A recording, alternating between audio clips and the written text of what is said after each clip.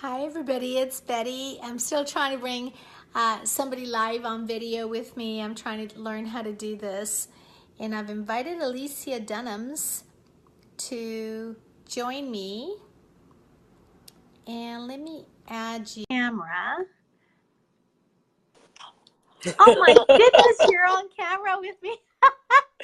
This is how we do it. Okay. Beautiful. So, Alicia, we might as well take advantage of this because I want to talk to people about your book and about everything that you've been doing in your career. And you have just totally, yes, there it is.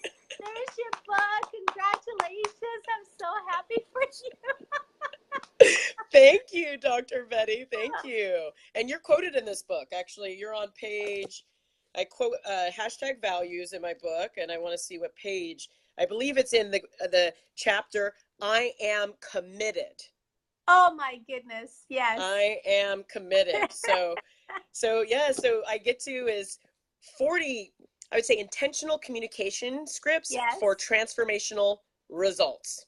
There you go. That's fantastic. So you have been able to, oh my goodness, we have a lot of people that are watching. We have Patty Nesson and Chris Zdenek and Matt Toledo. Hey, Matt.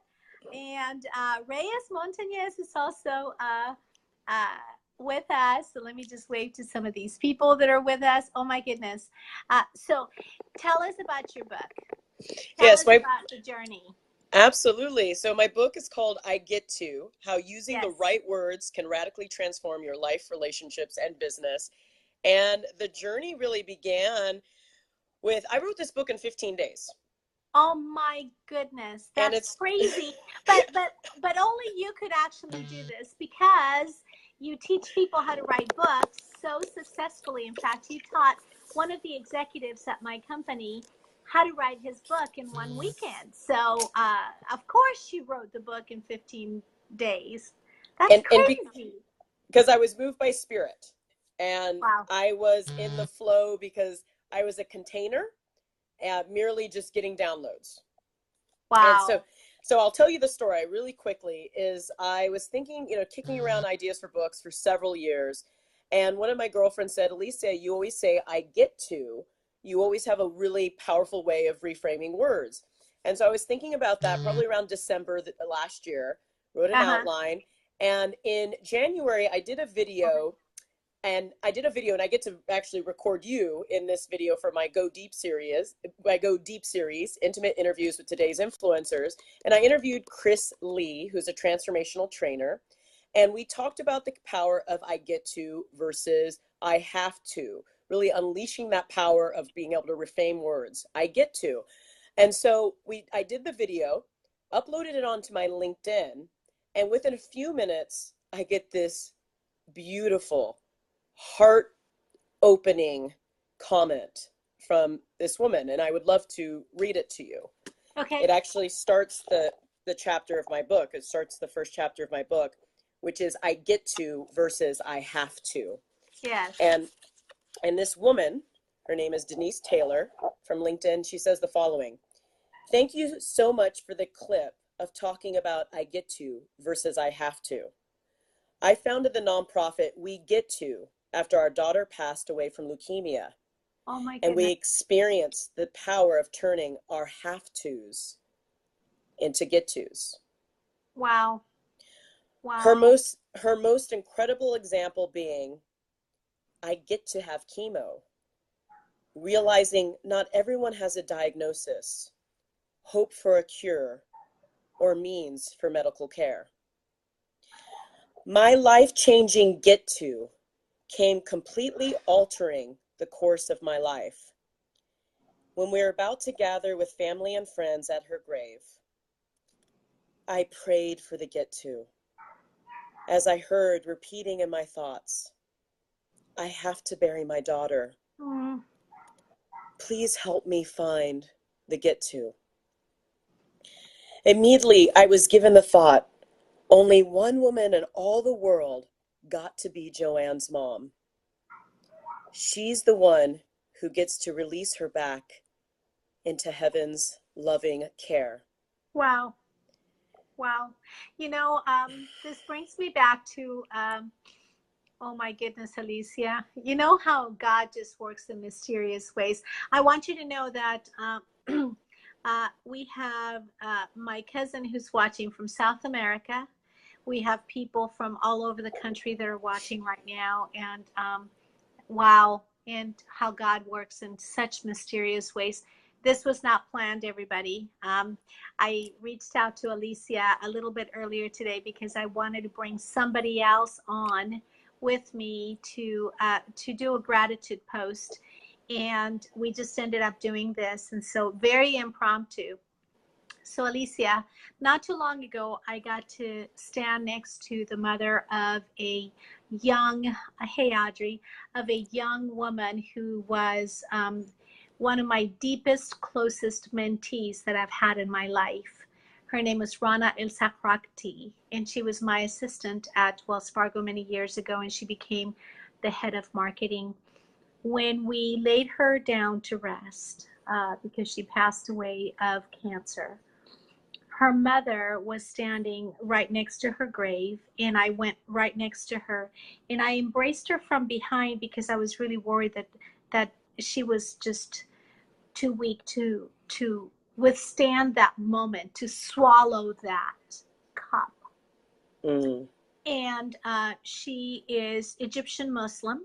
And in that religion, the men are the ones that are close to the grave, and the women are aside. I very respectfully broke that, so that I could stand next to Rana's mother, who was like my own mother in so many different ways. And I held her up. As I was holding her up, her body, who that looked like it was like mummified, was being brought down into the grave by her then husband, her father, and her brother, and I think another family member. And I heard her mother whispering something and saying, and I thought, what is she whispering? What is she whispering? Turns out she was saying, in all things, give thanks to God. In all things, give thanks to God. In all things, give thanks to God. And as she was saying that, I got the I get to. In a long time ago, I did a training that you and I did, not together but separate, transformational training where they taught us we get to live life. We get to get up in the morning. We get to do all of this. The only thing we have to do in life is die. We don't even have to pay taxes. We can choose to go to jail. And I say that all the time. But this I get to in this gratitude. Little did I know that fast forward a few years, I was going to get to be my brother's sister, and I was going to get to be right next to my brother as he was passing away. And I was going to get to be in charge of making decisions for my brother, even though there were people that were close to him. And I was going to get to create peace in my family. And I was going to get to all of this. And I did it with gratitude, Alicia. And that's what she says here. She says, gratitude completely dissolved the sorrow. Yes, it does. It does, because when you live in a life of gratitude, you create abundance. Yeah. When you are in gratitude, you are in a different place. I remember one night thinking to myself, how am I going to get through this? How am I going to get through this pain? And I remember thinking, I got it. I know how I'm going to get through this. I'm going to get through this with gratitude. And I held on to gratitude for my life, it felt like. And I found a very sacred space where I could actually go and be away from everything, because we have to take care of ourselves, right? And wow, this post was not supposed to be about my experience, and here we are. There you go. And it's so important for us to take tender, loving care of ourselves. We tend to give so much, and we tend to reach out to others and feel like, and maybe we give so much because we need ourselves, and it's our way of being enough by giving so much. Mark Cobb is saying gratitude is the best drug known to mankind. Yes, it is. Yes, I it agree with you, is. Mark. Yes, it is. Totally Yes. agree with you. And so we give so much, but we have to give to ourselves first, and we have to take care of ourselves so that we can give to others. Wow. So your book, let me go back to your book. I get to, you have been on a journey interviewing people who are powerful people, who are people of unconditional giving, and you've been all around the country doing this. What has that been like for you, Alicia? It's been wonderful to learn lessons like this. And you know what Denise finished was saying, perspective pivots are possible anytime by anyone. And so for it's me, when I read that, I said that's when I went into a full 10-day after I did my workshop and I wrote my book during my workshop when I was teaching other people. I started this, and then 10 days waking up at 3 o'clock in the morning and just powering through. I wrote this book all by myself. It's Wow. 220 pages, and to be able to, these words of wisdom, the power of reframe, the power of gratitude, more people get to experience this because Yes. it's accessible to anyone, Yes. that we can manage, we can reframe, we can course, shift, we can shift at any Yes. moment. Yes, we can. And for those of you who are watching, Alicia Dunams, Alicia, capital Dunams. You did some posts as you were writing your book where you reached out to Mark, you reached out to me, you reached out to different people. And I love this about you. You reach out to other people. You know that, you hear me say all the time, we don't do this alone. Yeah. And you're so good about that. And you did some posts that are absolutely, in my mind, amazing because you taught people how do you reframe things that you want to say and frame them in a way that they're positive, that they're caring, that they're non-judgmental, that they hold the other person in a sacred, in a safe space, in such a way that the outcome is going to be a lot more positive than it would that be otherwise. that both people get to win, that Yes. when we come from me against you or us against them, it's very tribal, it's very it creates separation and division. When we Yes. come from a we conversation, Yes. I call it the collective we, that Yes. both you and I get to win together, because when we win, everyone wins. And Absolutely. that's what some of the conversations are in the book is some come from I, like the affirmations, I Yeah. am, I get to, I'm committed to, I choose to. So this very self-actualizing, powerful, speaking words into existence, speaking your reality into existence, because what you say you create. It's the Yes. power of the spoken word. and Yes. and when you are in collaboration, so you can say, I am powerful, you can be, sharing affirmations when you're alone and or by the beach or what have you. But Yeah. when you're in an intimate conversation, when you are in human interaction with other humans, when you're interacting with others, Right. how can you stand for yourself and stand for the other person at the same At the time? same time. And this is with difficult Absolutely. conversations. I mean, Yeah. there's conversations around sexual harassment. I talk about that. What happens when someone hurts you in Yes. a inappropriate environment, context, etc., etc.? How can you stand for yourself and stand for them Yes. at the same time? Absolutely. Absolutely. And how can you make yourself whole and keep yourself whole? One of the things I talk to people about is you have to respect yourself first.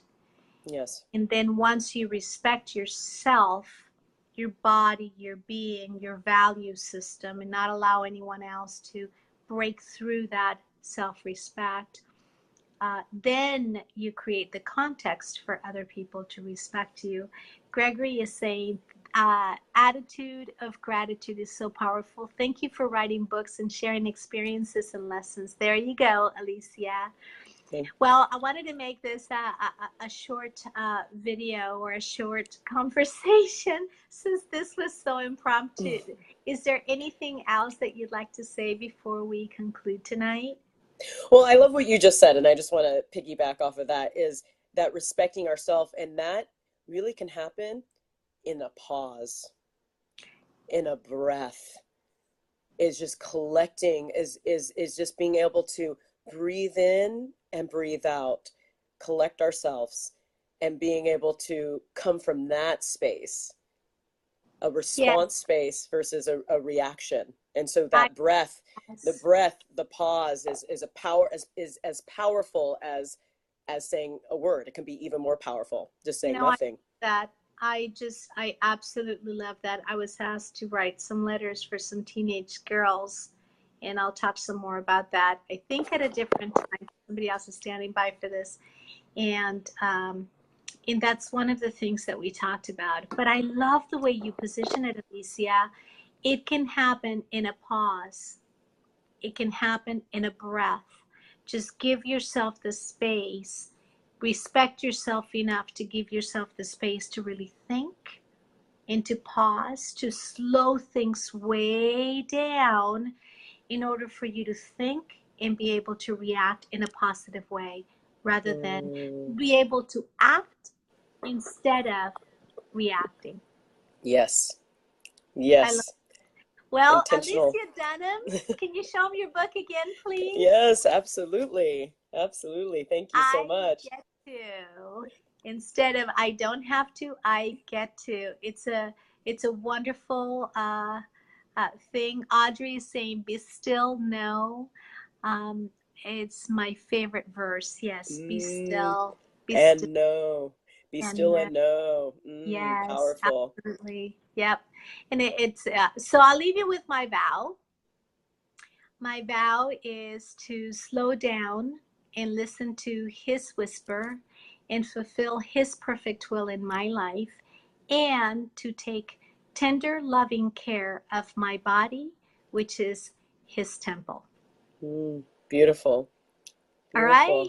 I love that. Thanks, everybody. Thank you so much for being here. Alicia, thank you for teaching me how to do this. She actually got on here because she was teaching me how to bring somebody else on Facebook with me so that I don't have to be traveling everywhere and bringing people with me. I want to expose you to different people that I have been so incredibly blessed to get to know.